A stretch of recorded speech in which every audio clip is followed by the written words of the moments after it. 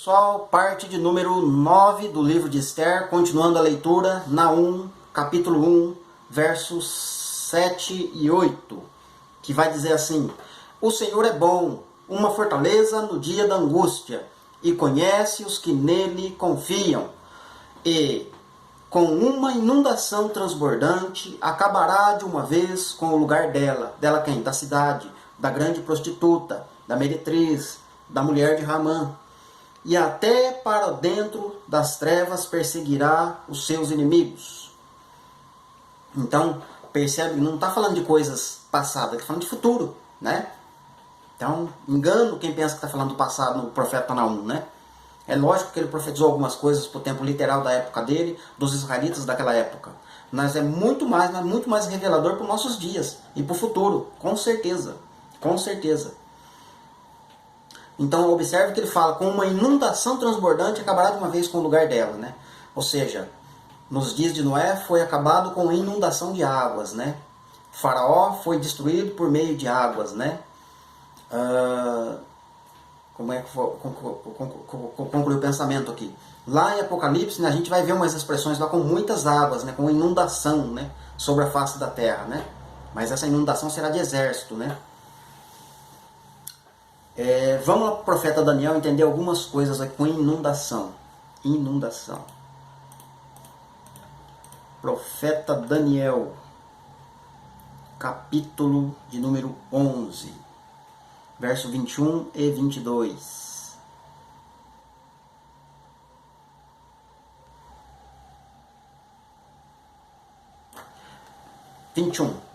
Depois se levantará em seu lugar um homem vil, ao qual não tinham dado a majestade real, mas ele virá caladamente e se tornará e tomará o reino com intrigas, com lisonja.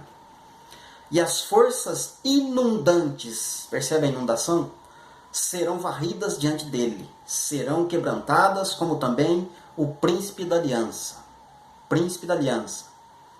Já que a gente vai entender essa questão do príncipe da aliança. Mas então percebe que, vou ler o verso 21 de novo. Depois se levantará em seu lugar um homem vil, né? Então, para você pegar, para quem gosta de estudar, se você pegar essa palavrinha aqui, homem vil, ele vai aparecer bastante lá em Naum, ele vai aparecer em Abacuque, ele vai aparecer em Provérbios, ele vai aparecer aqui em Daniel 11, né? Em várias expressões, várias vezes, ele vai aparecer em Daniel 10, se eu não me engano, Daniel 9, né? Homem vil, por quê? Porque está falando de chifre pequeno, o homem vil. Está falando de Ramã. E esse Ramã tem uma esposa, né? Da qual a gente está estudando aqui, ó.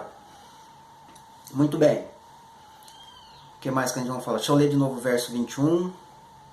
Majestade real. Aí, vou ler de novo. Ó. Depois se levantará em seu lugar um homem vil, do qual eu falei agora, ao qual não tinham dado a majestade real, mas ele virá caladamente e tomará o reino com intrigas.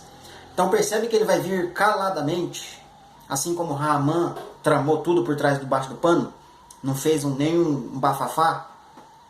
Eu sei que aí no YouTube, no Face, em vários aplicativos aí que tem estudos sobre a palavra, todo mundo é Macron, é Papa, e é Papa azul, Papa vermelho, é Papa não sei da onde, e os lugares que as pessoas não procuram é na palavra.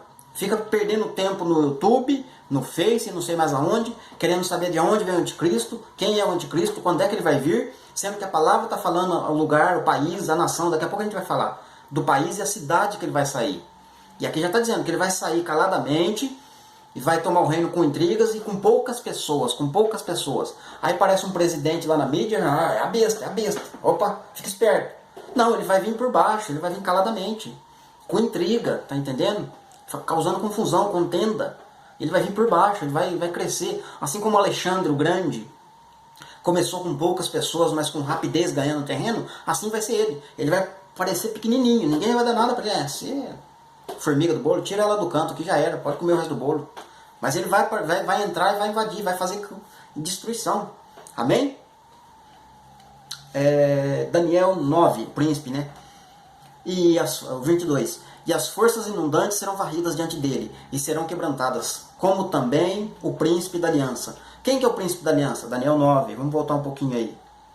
Vamos voltar um pouquinho aqui para a gente compreender.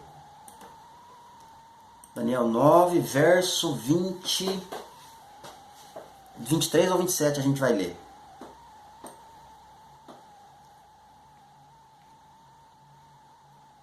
Diz assim: no princípio das tuas súplicas saiu a ordem, e eu vim para te declarar, pois tu és muito amado, Daniel. Considera, pois, a palavra e entende a visão. 24. 70 semanas estão determinadas sobre o teu povo e sobre a tua santa cidade, Daniel. Para o quê? Para fazer cessar a transgressão, 1 ponto. Para dar fim aos pecados, 2 pontos. Para expiar a iniquidade, 3 pontos. Trazer justiça eterna, 4 pontos. Selar a visão, 5º ponto. Selar a profecia, 6º ponto. E para ungir o santo do santo, 7º ponto, certo? 7º ponto, que tá, não vou falar disso agora, mas estão ligados com 7 dias de criação, 7 festas, como também lá em Apocalipse, né? 7 igrejas, 7 selos, 7 trombetas, 7 taças, né? Tem muita coisa aqui nesses pontos. Mas precisam se cumprir todos eles, que nem eu estava falando no vídeo anterior. Como que eu vou interpretar uma profecia? Por exemplo, 70 semanas estão determinadas sobre o teu povo, sobre a tua santa cidade, Daniel. Para fazer o quê? Cessar a transgressão, já se cumpriu, beleza. Quando Cristo chegou, cessou a transgressão. Para dar fim aos pecados, ele está dando fim, não deu fim ainda não, porque eu continuo pecando, você continua pecando, então não se cumpriu ainda. Mas está em andamento isso, está em andamento. Terceiro, para expiar a iniquidade, ele está espiando a iniquidade, ele está espiando, não terminou ainda. Isso só vai se cumprir quando ele vir, literalmente. Terceiro, o 4º ponto, trazer justiça eterna. Você vive justiça eterna? Eu vivo justiça eterna? Claro que não, mas ele já veio. Quem é que veio? O Espírito Santo, né? Através do Espírito Santo, o Espírito Santo está trabalhando na minha vida, está trabalhando na tua vida, para que você aplique, para que você cumpra a justiça verdadeira, uma justiça que não seja enganosa, né? Uma justiça fiel, né? Então que você precisa ser justo. Mas isso não se cumpriu ainda, porque de vez em quando eu sou injustiçado e de vez em quando você é injustiçado. Então, justiça eterna ele veio para trazer, através do Espírito Santo. Mas ele está trabalhando ainda para trazer o reino, né? Quando o reino chegar, que é Cristo, né? Literalmente na face da terra, aí se cumpre. Justiça eterna. Selar a visão. Já selou a visão? Claro que não. Só vai ser selado lá no Apocalipse. No período, no finzinho da grande tribulação. Aí sela a visão.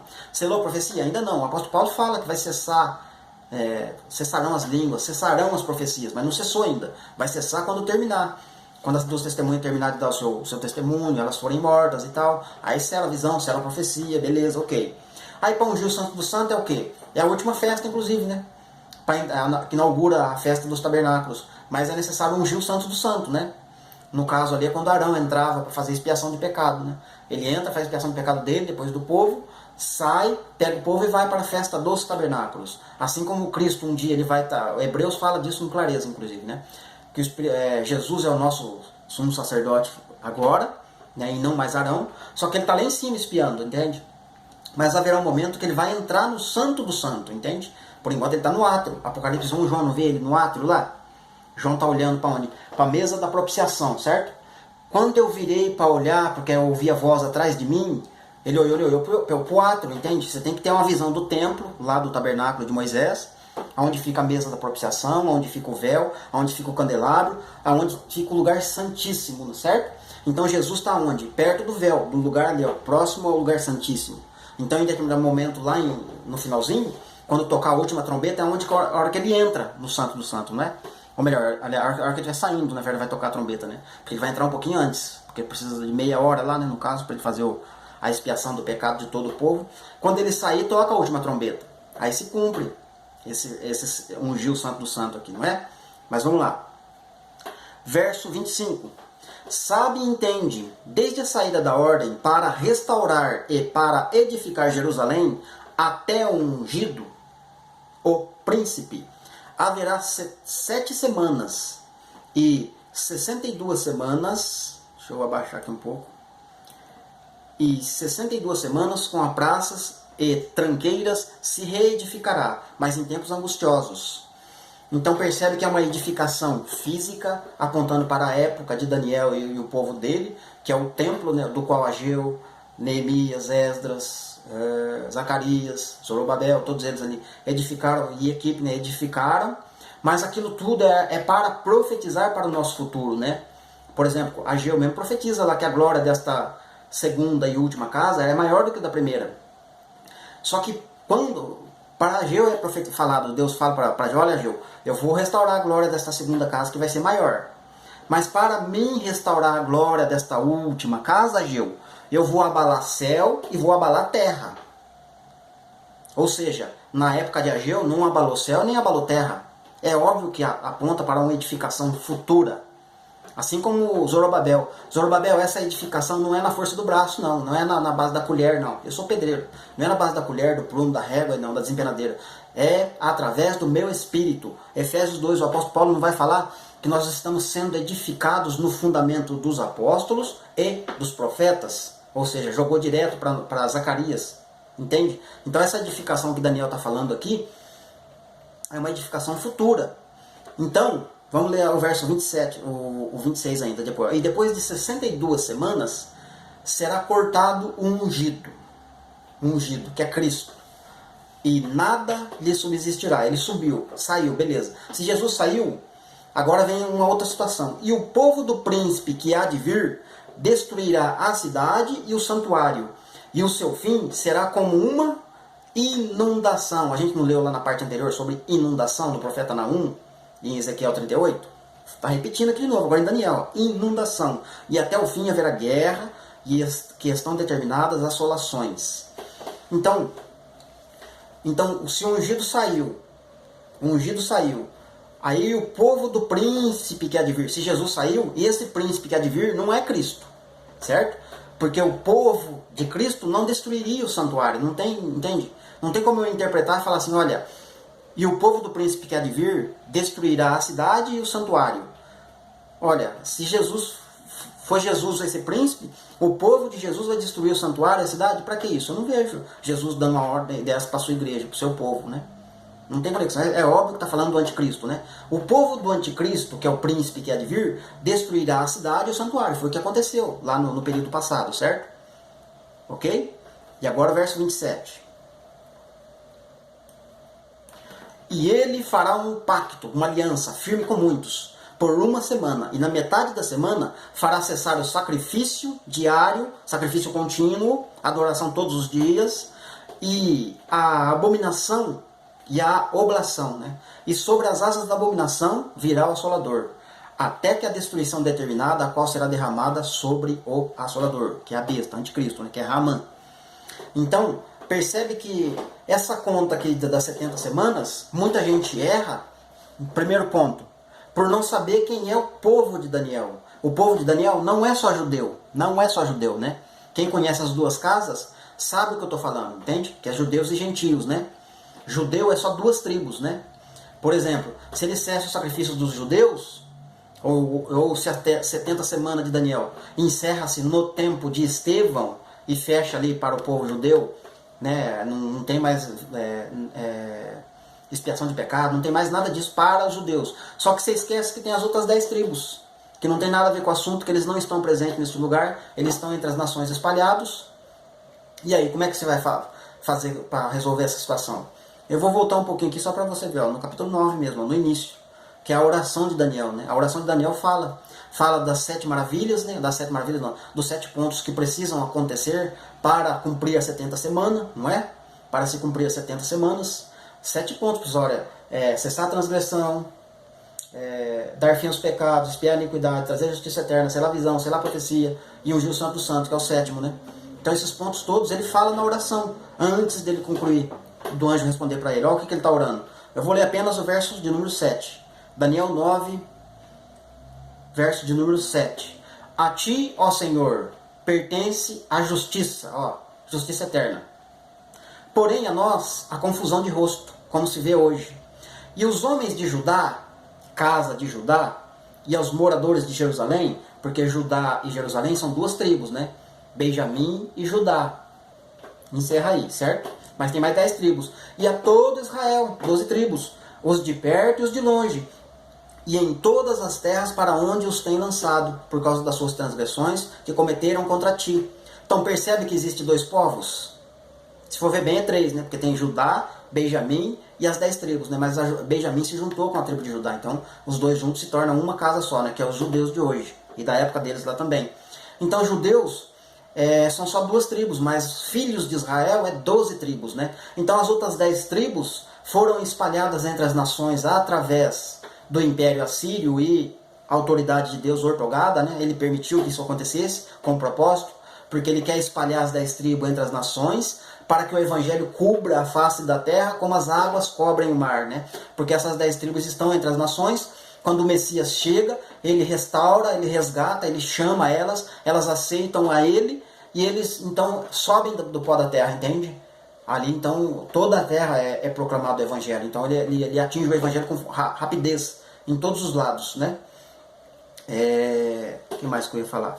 Então, para se cumprir as 70 semanas de Daniel, inclui judeus e gentios, né? Porque a casa de Israel se misturou, os 10 tribos se misturaram com os gentios, né? Então quando você fala que terminou na época de Estevão, você está excluindo você também, né? Porque você é gentio, você faz parte de Efraim, você faz parte da casa de Israel, entende? Israel precisa ter o pecado expiado, precisa ter a iniquidade expiada, a casa de Israel precisa ter justiça eterna, que não aconteceu ainda, entende? Então quando você fala que terminou as 70 semanas de Daniel no tempo de Estevão, você está entrando em contradição em um monte de coisa, em um monte de assunto, né? Do qual não dá nem para entrar muito aqui.